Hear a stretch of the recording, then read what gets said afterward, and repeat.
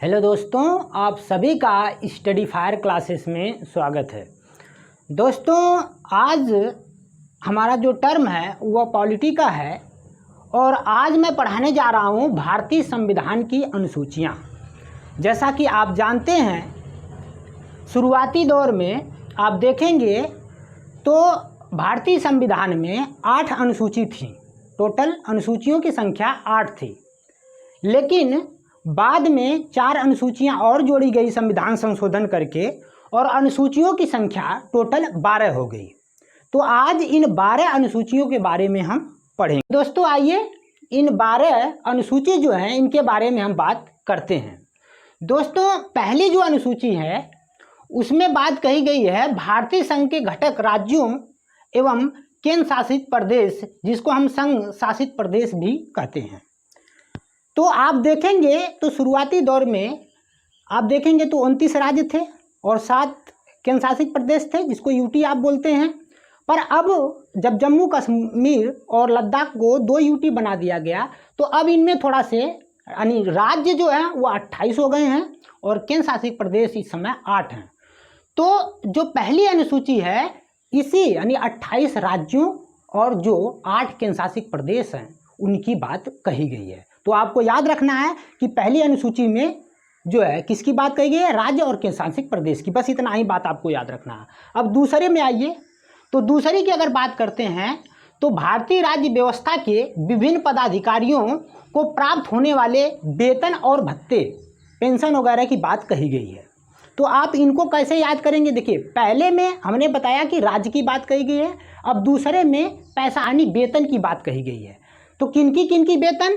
तो आप देखेंगे जैसे राष्ट्रपति हैं, राज्यपाल हैं, लोकसभा के अध्यक्ष हो गए, जैसे उपाध्यक्ष हो गए। उसी तरह आप देखेंगे तो राज्यसभा के सभापति, उपसभापति, आप जानते हैं ये सब बताएंगे आपको कि उपसभापति कौन होता है, राज्यसभा का सभापति कौन होता है। पहले आप ये जान लीजिए कि ये कुछ महत्वपूर्ण पदाधिकारी हैं जिनके वेतन की बात दूसरी अनुसूची में कही गई है। उसी तरह से विधानसभा के अध्यक्ष और उपाध्यक्ष हो गए, विधान परिषद के सभापति एवं उपसभापति हो गए, और उच्चतम न्यायालय और उच्च न्यायालय के जो न्यायाधीश हैं उनके वेतन की भी बात कही गई है। साथ साथ आप देखेंगे तो कैग जो होता है, भारत का नियंत्रक एक महालेखक परीक्षक जिसको कहते हैं, उसके वेतन की भी बात कही गई है। किस अनुसूची में? तो सेकेंड अनुसूची में। तो हमने बताया पहला में किसकी बात कही गई है, राज्य और केंद्र शासित प्रदेश का। अब दूसरा में वेतन की बात कही गई, किसके वेतन के? तो मैंने बता दिया कि जो ये मुख्य पदाधिकारी हैं। अब आइए नीचे तीसरी अनुसूची की बात करते हैं। तो दोस्तों, जो तीसरी अनुसूची है उसमें विभिन्न पदाधिकारियों, जैसे आप देखेंगे मंत्री, यानी जो मंत्रिमंडल गठित होता है उसमें जो मंत्री लोग हैं उनकी, और उच्चतम एवं उच्च न्यायालय के जो न्यायाधीश हैं उनके शपथ की बात कही गई है। किसकी बात कही गई है? शपथ की। यानी जब वो अपना पद ग्रहण करते हैं तो आप देखते हैं शपथ लेते हैं, तो उस शपथ की बात जो है किस अनुसूची में कही गई है? तो तृतीय अनुसूची में कही गई है। दोस्तों, तो पहले में हमने बताया कि राज्य की बात और केंद्र शासित, दूसरे की बात, दूसरे में आएंगे अनुसूची में तो वेतन की, और तीसरे में मैंने बताया कि शपथ की बात कही गई है। ये बस छोटी छोटी बातें आपको याद रखना। अब आइए चौथे में। तो चौथे में दोस्तों राज्यसभा प्रतिनिधित्व का विवरण मिलता है। अब कहेंगे राज्यसभा, तो आप देखते होंगे कि जो केंद्र शासित कुछ प्रदेश हैं, जैसे आपका दिल्ली हो गया और आपका पुडुचेरी हो गया, यहाँ भी विधानसभा है, इसलिए यहाँ से भी राज्यसभा के कुछ लोग, और उसी तरह जो राज्य अपने हैं राज्यों से भी राज्यसभा में कुछ लोग जो प्रतिनिधित्व करने के लिए चुना जाता है, उन प्रतिनिधियों की बात जो है किसमें कही गई है? तो आप कहेंगे चौथी अनुसूची में। ठीक है, तो अब चौथी अनुसूची तक मैंने बात कर लिया है। तो मैंने पहले में क्या बताया था, फिर से आप इसको एकदम कई बार रिवाइज करिए। पहले में राज्य और केंद्र शासित प्रदेश, दूसरे में किसकी बात कही है? तो हमने कहा वेतन भत्ते ये सब की बात कही गई है। तीसरे में हमने कहा शपथ की बात कही गई है, और चौथे में मैंने राज्यसभा प्रतिनिधित्व की बात कही थी। अब आइए अगला पाँचवीं अनुसूची। तो पाँचवीं अनुसूची की अगर बात करेंगे तो आप देखेंगे पाँचवीं अनुसूची में अनुसूचित जो क्षेत्र हैं और अनुसूचित जनजाति के प्रशासन और नियंत्रण के बारे में बात कही गई है। अब अनुसूचित जनजाति और प्रशासन क्या होता है? आप देखेंगे तो जो अति पिछड़ी जाति जिसकी आप बात करते हैं और अति पिछड़ी जो क्षेत्र हैं उनकी बात किस अनुसूची में कही गई है, यानी वहाँ के प्रशासन और नियंत्रण की बात जो है किस अनुसूची में कही गई है, तो आप कहेंगे 5वीं अनुसूची में। ठीक है, अब 5वीं के बाद आ जाइए 6ठी की। तो 6ठी, जैसे अब देखिए जो अनुसूचित जनजाति और जाति की बात पूरे भारत लेवल पे किस अनुसूची में कही जा रही है, तो 5वीं अनुसूची में। लेकिन जब बात करेंगे 6ठी अनुसूची में, तो 6ठी अनुसूची जो है उसमें मुख्य रूप से 4 राज्यों की बात कही गई है। आप देखेंगे तो असम है और मेघालय, दोनों सटे हुए राज्य आप देखेंगे, असम मेघालय। आप मैप, मैंने बताया था आपको इंडिया का मैप रहना चाहिए, इससे क्या होगा, कुछ चीज़ें याद करने की जरूरत नहीं है, वो देखते देखते सब जो अपने आप जो है माइंड में वो बैठ जाता है। तो असम मेघालय दोनों सटे हुए हैं। नीचे आएंगे तो देखेंगे त्रिपुरा और इसके बाद मिजोरम। तो इन 4 राज्यों का, यानी असम, मेघालय, त्रिपुरा और मिजोरम राज्यों के जनजाति क्षेत्रों और प्रशासन की बात किस अनुसूची में कही गई है, तो आप कहेंगे 6ठी अनुसूची में। यानी 4 राज्य कौन कौन से, तो मैंने बताया, पहला आप देखेंगे असम, अब फिर असम के बाद आप थोड़ा से नीचे आएंगे तो आप देखेंगे उसी से मेघालय, और फिर मेघालय के बाद 2 नीचे राज्य हैं जिसमें त्रिपुरा और मिजोरम। इनके जो है जनजातियों की बात, यानी जनजाति क्षेत्र और प्रशासन की बात किस अनुसूची में कही गई है, 6ठी अनुसूची में। तो अब तक 6 अनुसूची हो गई। अब हम आते हैं 7वीं अनुसूची में, यानी जो 7वीं अनुसूची है उसकी बात करते हैं। तो दोस्तों जो 7वीं अनुसूची है इसमें केंद्र एवं राज्यों की बीच शक्तियों के बारे में बात कही गई है। अब शक्तियों का बात क्या है, आप देखेंगे इसके अंतर्गत 3 अनुसूची आती हैं। उस 3 अनुसूची में आप देखेंगे तो पहला अनुसूची जो है वह संघ, दूसरा राज्य, और तीसरा आप देखेंगे जिसको कंकरेंट लिस्ट आप कहते हो, यानी समवर्ती सूची। तो बताया मैंने संघ सूची, फिर आइए राज्य सूची, और राज्य सूची के बाद फिर समवर्ती सूची। अब जो संघ सूची है उस पे केंद्र को अधिकार है कानून बनाने का, यानी जो संघ सूची के अंतर्गत विषय आती हैं उस पे कानून अगर कोई बनाएगा तो वो केंद्र सरकार बनाएगी। और जो राज्य सरकार के अंतर्गत जो अनुसूची आती है, जो विषय आते हैं उस पे राज्य सरकार कानून बनाएगी। उसी तरह से बात करेंगे जब हम समवर्ती सूची का, तो कंकरेंट लिस्ट का मतलब होता है कि दोनों, यानी राज्य सरकारें और केंद्र सरकारें दोनों मिलकर कानून बना सकती हैं। तो दोस्तों ये क्योंकि महत्वपूर्ण है कि संघ सूची के अंतर्गत कौन कौन सा जो आप देखेंगे, तो जैसे हम कहते हैं कि इतनी विषय है, तो कौन विषय किसके अंतर्गत आती हैं, कुछ विषय हैं जो महत्वपूर्ण एग्जाम में आती हैं, उस पर हम बात कर लेते हैं। तो आइए पहले बात करते हैं संघ सूची का। तो हमने बताया कि इस विषय पर कानून कौन बनाएगा, केंद्र सरकार। दोस्तों आप देखेंगे तो संविधान जब लागू हुआ था तो उस समय आप देखेंगे शुरुआती दौर में तो 97 विषय है, लेकिन क्या होता है विषय घटते बढ़ते रहते हैं। तो इसलिए आप इस फैक्ट पे मत जाइए, इस समय वर्तमान में कितनी है, 100 है। अब आप कहीं चेक करेंगे तो 101 भी दिखाएगा, इसलिए इस पे बहुत ज़्यादा आपको बात नहीं करनी। हाँ, आप मोटी मोटा दिमाग में रख सकते हैं कि शुरुआती दौर में 97, अब वर्तमान में कितने विषय हैं, 100 हैं। जैसे इसके अंतर्गत जो विषय आते हैं, कुछ विषय महत्वपूर्ण हैं जिसको आपको याद करना है। वह कौन कौन विषय हैं, तो देखिए जैसे आप देखेंगे तो देश की प्रतिरक्षा की बात जो है कौन संभालेगा, तो संघ सूची इस पे कानून बनाएगी। उसी तरह विदेशी मामले पर अगर कोई कानून बनाना है तो वो भी केंद्र सरकार कानून बनाएगी। युद्ध एवं शांति की बात कही गई है, यानी जो युद्ध और शांति संबंधित चीज़ें हैं उस विषय पर भी कानून कौन बनाएगा, केंद्र सरकार बनाएगी। दोस्तों ये जो रेल है इसको याद रखिए, क्योंकि रेल वाला ये पूछ चुका है। तो रेल, डाक तथा तार और मुद्रा बैंकिंग, ये जो मैंने 1, 2 और इस तरह से 3, 4 जो ये विषय हैं, इस विषय को कई बार एग्जाम में आ चुका है। तो आपको ध्यान रखना है कि रेल, डाक तथा तार और मुद्रा बैंकिंग और परमाणु शक्ति, ये सब के विषय पर कानून कौन बनाएगा, केंद्र सरकार बनाएगी। ठीक है, कौन बनाएगा, केंद्र सरकार। अब आइए राज्य सूची की बात करते हैं। तो राज्य सूची का मतलब होता है इसमें जो विषय शामिल हैं उस विषय पर कानून अगर कोई बनाएगा तो वो राज्य बनाएगी। अब इसमें कौन कौन से विषय आते हैं इसकी बात कर लेते हैं। तो आप देखेंगे जैसे शांति और व्यवस्था, अब यहाँ पे कंफ्यूज नहीं होने, यहाँ बात कही गई युद्ध एवं शांति की, यहाँ बात कही गई है शांति और व्यवस्था की। ठीक है, और दूसरा पुलिस। दोस्तों ये जो पुलिस है, जेल है, स्थानीय शासन है, ये सारी चीज़ें पूछ चुका है कभी कभी क्या होता है जो मेन है, जैसे जन स्वास्थ्य है, तो इन सारी चीज़ों पर ध्यान रखना है कि पुलिस हुआ, चाहे जेल हुआ, चाहे स्थानीय शासन हुआ, चाहे कृषि हुई, चाहे जन स्वास्थ्य हुआ, इन सारे विषय पर अगर कोई कानून बनाएगा तो वह राज्य सरकार बनाएगी। आपको एकदम ये सब ध्यान रखना है। आगे आइए, समवर्ती सूची। दोस्तों समवर्ती सूची जो है, इसके बारे में कई बार जो है समवर्ती सूची के विषय के बारे में पूछ के आपको कंफ्यूज करता है कि इस जो विषय दे देगा और पूछ देगा इस पर कौन सा कानून बनाएगा, तो दे देगा ऑप्शन में राज्य, केंद्र, राज्य और केंद्र दोनों। तो जिसको पता रहेगा कि समवर्ती सूची के अंतर्गत ये विषय आती है वो मान ले जाएगा फिर, तो उस चीज़ को आपको याद रखना है। तो देखिए, जैसे आप देखेंगे तो इसके यानी समवर्ती सूची के अंतर्गत, क्योंकि केंद्र और राज्य दोनों कानून बनाती है, तो आप देखिए जैसे दीवानी और फौजदारी कानून एवं प्रतिक्रिया, जैसे दीवानी की बात अगर करें ये, फौजदारी कानून एवं प्रतिक्रिया की बात करें, प्रक्रिया की, ये विवाह तथा तलाक, ये भी विषय किसकी है, समवर्ती सूची का। देखिए विवाह और तलाक ये दोनों विषय किसका है, तो समवर्ती सूची का है, इसको ध्यान रखना है। ठीक है, आप देखेंगे आगे शिक्षा, ये तो भाई साहब आ चुका है, इसलिए इसको आप याद रखें।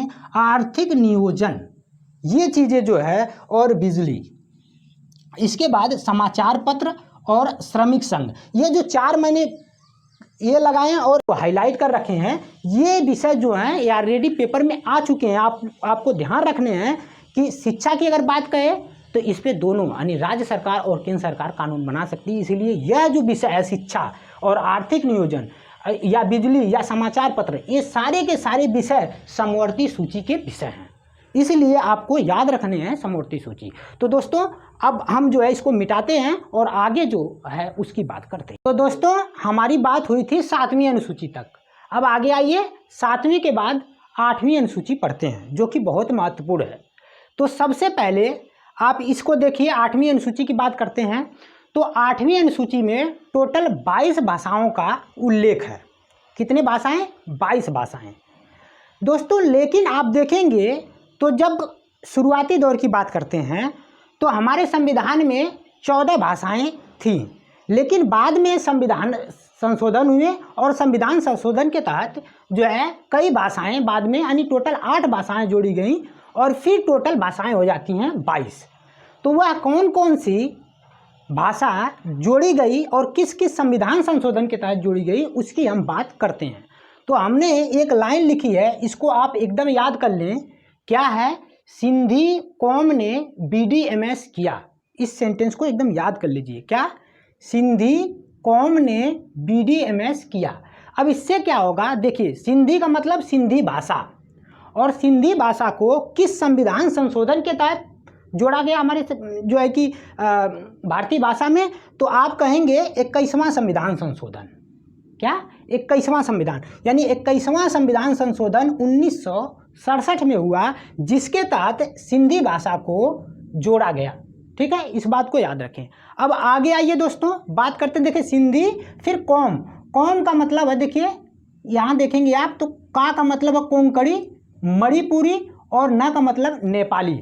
ये तीनों को एक साथ आपको याद रखने हैं, क्योंकि तीनों का एक ही साथ संशोधन हुआ है और तीनों को जोड़ा गया है हमारे संविधान में। तो कोंकणी, मणिपुरी और नेपाली, यानी कौम ने कोंकणी, मणिपुरी, नेपाली, इन तीनों भाषाओं को कब जोड़ा गया, तो पूछता ऐसे पेपर में आता है कि 71वां जो संविधान संशोधन है वह कब हुआ, तो आप कहेंगे 1992 में। ठीक है, जिसके तहत किसको, किन किन भाषाओं को जोड़ा गया, तो आप कहेंगे कोंकणी, मणिपुरी और नेपाली। इस तरह से आपको याद करने हैं। तो दोस्तों अब आगे बात करते हैं BDMS की। तो BD में देखिए, B का मतलब बोडो, डोगरी, मैथिली और संथाली। ये 4 भाषाएं हैं, यानी बोडो, डोगरी, मैथिली और संथाली, जिसको हम BDMS कह रहे हैं। बार बार बोलेंगे तो याद हो जाएगा।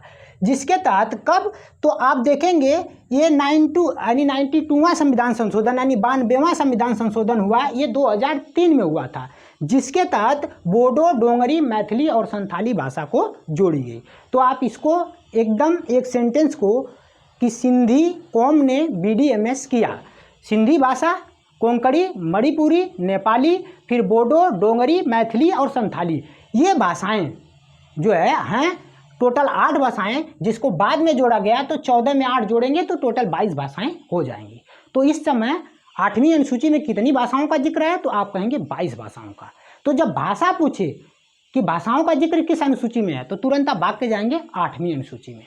अब आगे आइए, अब बात करते हैं 9वीं अनुसूची का।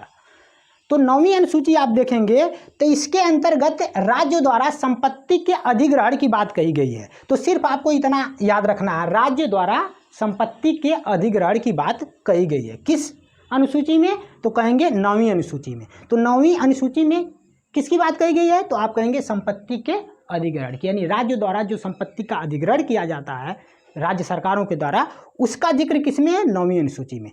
अब दोस्तों इससे भी महत्वपूर्ण ये बात है कि यह जो है यह अनुसूची यानी कौन सी, 9वीं अनुसूची प्रथम संविधान संशोधन अधिनियम 1951 में जोड़ी गई। यानी 1951 ईस्वी में संविधान संशोधन होता है और जिसके तहत 9वीं अनुसूची को जोड़ा जाता है, और जिसमें किसकी बात कही गई है, तो इसके अंतर्गत राज्य द्वारा संपत्ति अधिग्रहण की बात कही गई है।